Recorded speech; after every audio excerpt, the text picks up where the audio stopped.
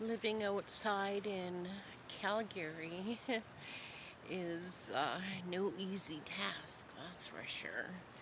I've had many home invasions where they've stolen everything from me, including my home, illegally evicted me, threw me out onto the streets. Usually it's in the middle of winter and a very cold night.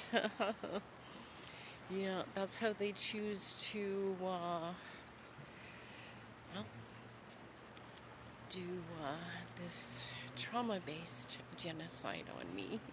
People are walking by. I didn't want to talk and say things like that because some people don't want to hear that, but the people who do, we need to group together, band together, and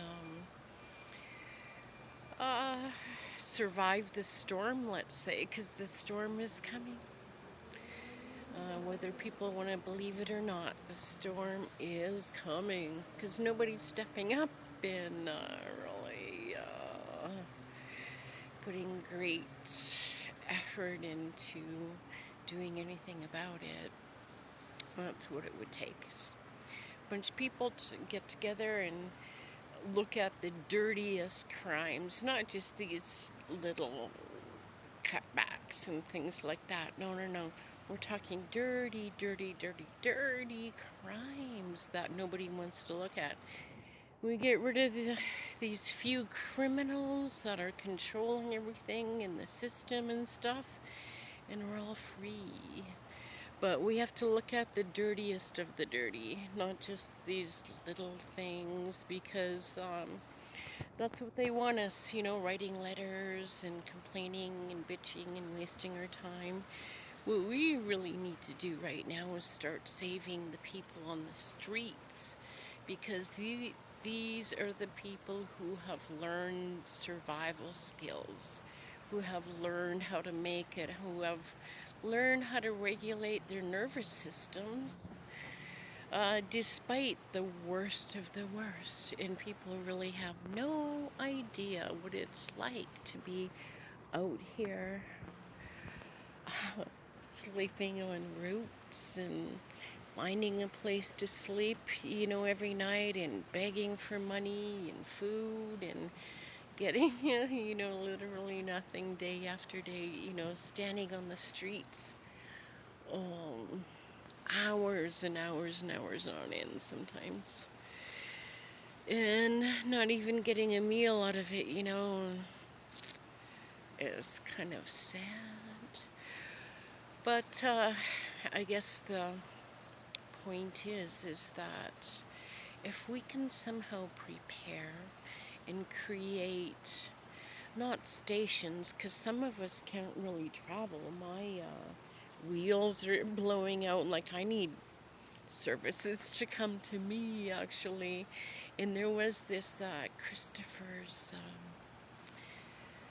wagon, Christopher's mission, and so this woman named it after her son who died on the streets. And now she's going around giving people what they actually need. Not a great big bag of tampons and sugar, but she's giving out waters, sandwiches, little dessert things, smokes, lighters, what people actually need. And yeah, she was telling me a bunch of other things that she's done. And all these charities, I don't know where they get all these tampons and pads from, but you see them all over the place. And all this hotel shampoo and conditioner that's full of chemical and stuff. Like, I can't use any of that stuff that they give out. My eye turned out to be a bruise. I thought, is it pink eye or something like that? I had no idea. But I knocked my eye, and I can feel it now. I didn't think it was that hard on my handle last night. It was as I was setting up my camp, and yes, it created kind of a bruise there. Oh well, sunglasses cover that. So, but I guess it goes well with my sign, hey, fleeing abuse, fleeing family sacrificial abuse. Everybody automatically thinks domestic abuse, but oh no, there's a lot more types of abuse out there, and human trafficking, and bad people. And we have to realize that, and they're in control. They're in charge right now, and they're puppets on the string working for other bad people who have an agenda that they want to clear a lot of people off so they can dig up more oil, dig up the land, and we're getting in the way of them stealing the resources. There's too many people around, and so they're clearing the land so that they can dig up more resources, basically. So we're kind of like the animals. We're getting in the way of that. And so they need to clear out a good portion of us. And we're the ones that know what's going on, that have experienced it, that have learned to survive. And it's been 15 long years for me that I've been targeted for genocide, and now it's everybody's turn almost. And bathrooms, massive need out here for any kind of shack with a pail in it or something like that. Otherwise, we're going to be overrun with like yuck, and so clothing, socks, underwear, pants. I haven't changed my clothes in a long time. I've had this sweater on for months, shirt for at least 3 weeks, and I haven't had a shower since then. And so people, the quickest way to get rid of a beggar, what would you call it, asking for money on the streets, beggar, is to give him money. He'll go away. And same with people hanging around downtown. Give us what we need, money, so we can go buy what we need. And we don't need tampons or pads. I'm 61 years old. I'm way past that. And I don't do sugar and chemicals. And so I really have no need for shelter, food. But definitely we have a need for what St. Mary's is doing, a good healthy meal, a sit-down meal inside.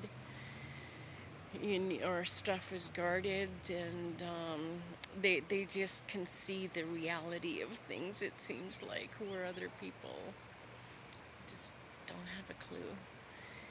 And let them experience it for themselves, I guess, so that they can get a clue is really the only thing we can do. But hopefully we can get a group of people. I think maybe what I should do is write up some sort of letter, online thing.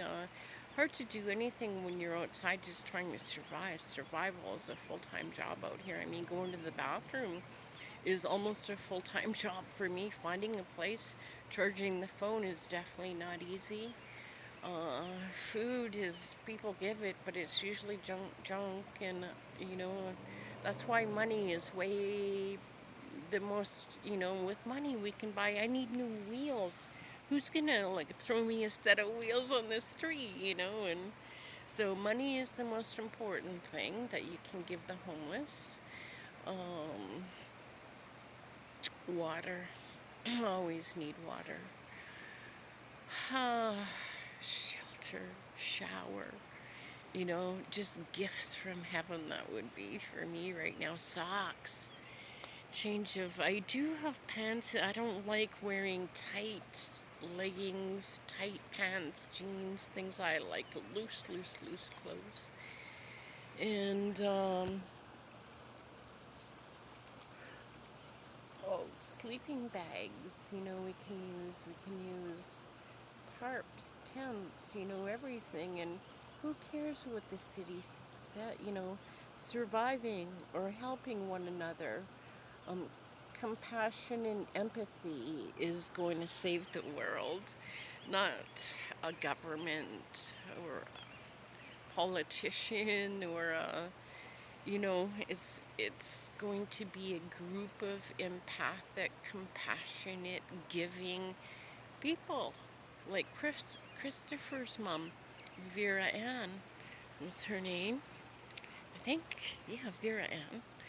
And yep, people like that. You don't see them very often, but we definitely need people who can give us what we need and not give us what we don't need and pretend that they're, you know, supplying us with all our needs, because thefts wouldn't be happening, and panhandling, that's what it's called, wouldn't be happening either if our needs were met and people think, oh, just give them a little bit of food, they'll be fine, they'll be happy. No, no, no. Shelter is first and foremost. Without shelter, nothing else is possible, and it is pure survival. And I can't imagine, the winter. I just can't imagine, because this is hell enough. And I hope it doesn't rain, and I better find a place to lay down before it does. But I hope a few people can get together with me or on their own and just start handing things out, collecting things, collecting different size clothes that could be good outside. Cottons are excellent. I love cottons. They dry out so quick, but so hard to find. But yeah, I can show you the beautiful river. I can't believe I stopped here to film, and then I did get to see a little bit slow, or the Elbow River. It was flowing so fast, and it was so silty and muddy, but now it's kind of returning to normal again. Oh, such a cute dog. Sometimes they're so cute. You could see cute dogs. I love animals and they love me. I just wish I could work with them or something, or have one, or. But the goal is always been to keep me homeless and stop me from awakening other people and inspiring other people and helping other people. But, they just can't stop me. They can't kill me off. And I guess maybe hopefully I'll inspire somebody else to go through the hardship and cling on and hang on as long as possible, because it's not all bad. We sure do learn a lot out here, and that's why it's important to save the homeless people first, because we've learned, we know what it's like, and we can show you how to show you the ropes. Okay, I guess it's time to go. I am so exhausted. I'm in so much pain, and I don't have any Tylenol left. It's gonna be a little bit of a brutal night and morning, but I can handle it. Good night for now.